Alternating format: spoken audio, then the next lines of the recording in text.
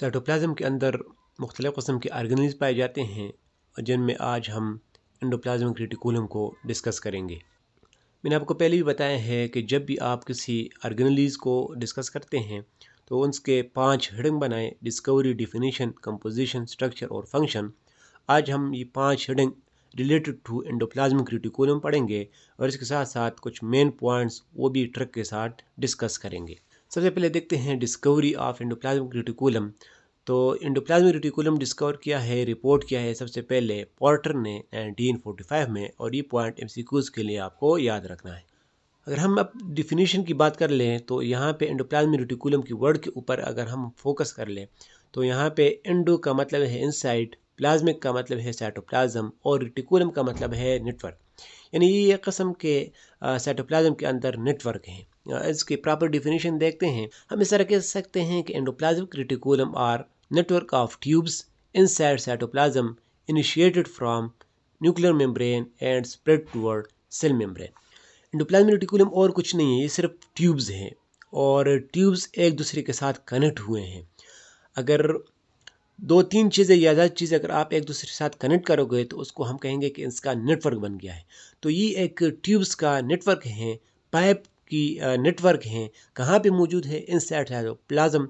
और साइटोप्लाज्म के अंदर कहाँ से शुरू हुआ है? तो ये न्यूक्लियर मेम्ब्रेन यानी न्यूक्लियस का जो मेम्ब्रेन होता है वहाँ से शुरू हुआ है और ये तकरीबन सेल मेम्ब्रेन को टच भी कर रहा है और हम कह सकते हैं कि सेल मेम्ब्रेन की तरफ फैल रहे हैं। यानी ये तकरीबन सारे साइटोप्लाज्म को ये इन ट्यूब्स ने कवर किया है। तो इन ट्यूब्स का, नेटवर्क ऑफ ट्यूब्स का नाम है एंडोप्लाज्मिक रेटिकुलम।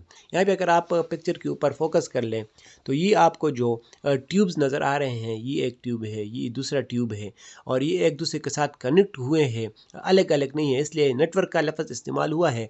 और ये आप देख सकते हैं कि ये न्यूक्लियर मेम्ब्रेन से शुरू होकर और कहाँ तक फैल रहा है? तो ये फैल रहा है सेल मेम्ब्रेन की तरफ। तो ये प्रॉपर डिफिनीशन है एंडोप्लाज्मिक रेटिकुलम का।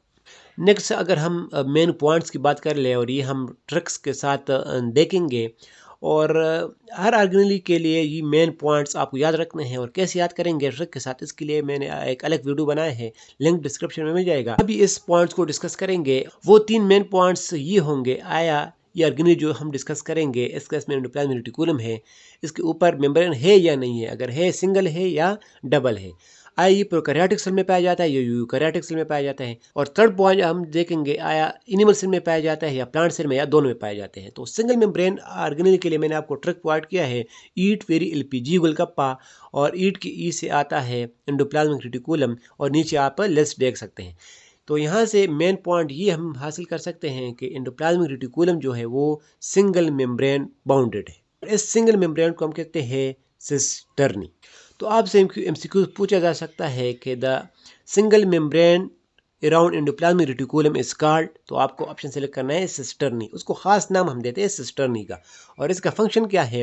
हमें पता है कि एंडोप्लाज्मिक रेटिकुलम पाइप्स हैं, ट्यूब्स है, तो इस ट्यूब्स के अंदर कुछ चीज़ तो होंगे, केमिकल होंगे, वाटर होंगे। ये अंदर वाला मवाद केमिकल साइटोप्लाज्म वाले केमिकल से मैच न कर जाए, मिक्स न कर जाए, इसको बचाने के लिए इस सिस्टर्नी का रोल है। नेक्स्ट पॉइंट पे जाते हैं, आया कि ये यूकैरियोटिक सेल में है या प्रोकैरियोटिक सेल में है।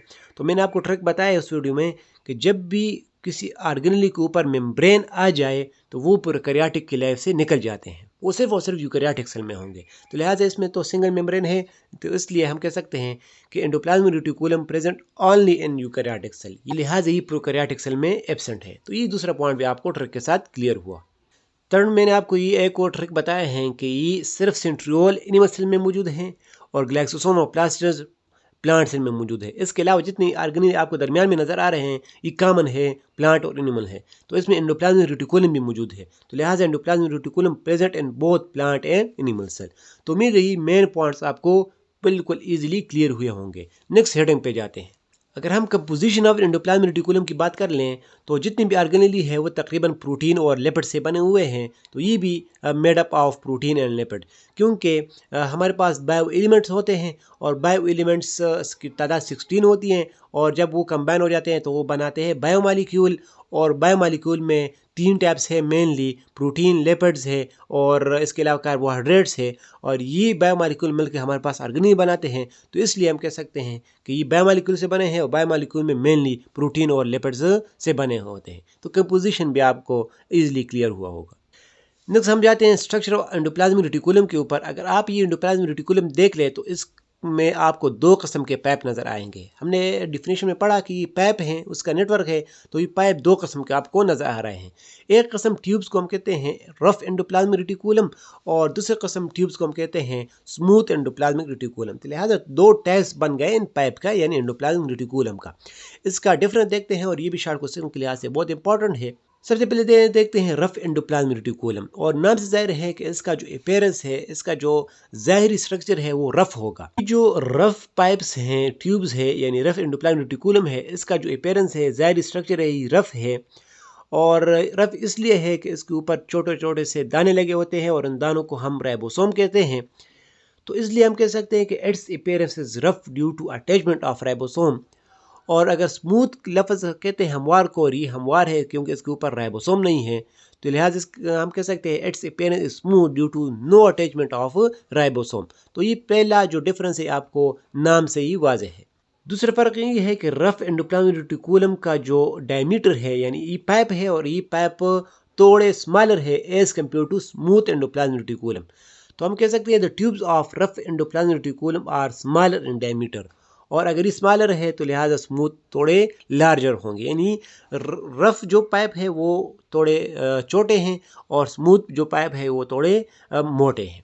रफ एंडोप्लाज्मिक रेटिकुलम का काम जो है वो प्रोटीन बनाना है और ये मेन काम है। और स्मूथ एंडोप्लाज्मिक रेटिकुलम का काम है लिपिड बनाना। तो ये 3 डिफरेंस आपको याद रखने हैं। स्मूथ एंडोप्लाज्मिक रेटिकुलम के कुछ मजीद फंक्शन है लिपिड सिंथेसिस के अलावा, वो है डिटॉक्सिफिकेशन। डिटॉक्सिफिकेशन का मतलब है हार्मफुल सब्सटेंस सेल से निकालना और ये मेनली लिवर सेल में ये काम करते हैं।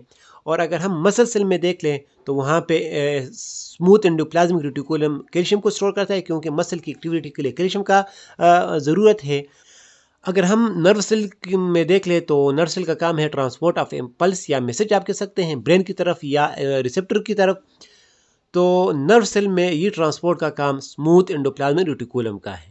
अगर हम ओवरऑल फंक्शन देख ले एंडोप्लाज्मिक रेटिकुलम का तो वो है प्रोटीन सिंथेसिस जो कि रफ एंडोप्लाज्मिक रेटिकुलम करेगा। उसके बाद जो 4 फंक्शन है वो स्मूथ एंडोप्लाज्मिक रेटिकुलम करेगा, जिसमें है लिपिड सिंथेसिस, डिटॉक्सिफिकेशन, कैल्शियम का स्टोर करना और ट्रांसपोर्ट ऑफ इम्पल्स। तो उम्मीद है आपको इनका सारा कॉन्सेप्ट क्लियर हुआ होगा। Thank you.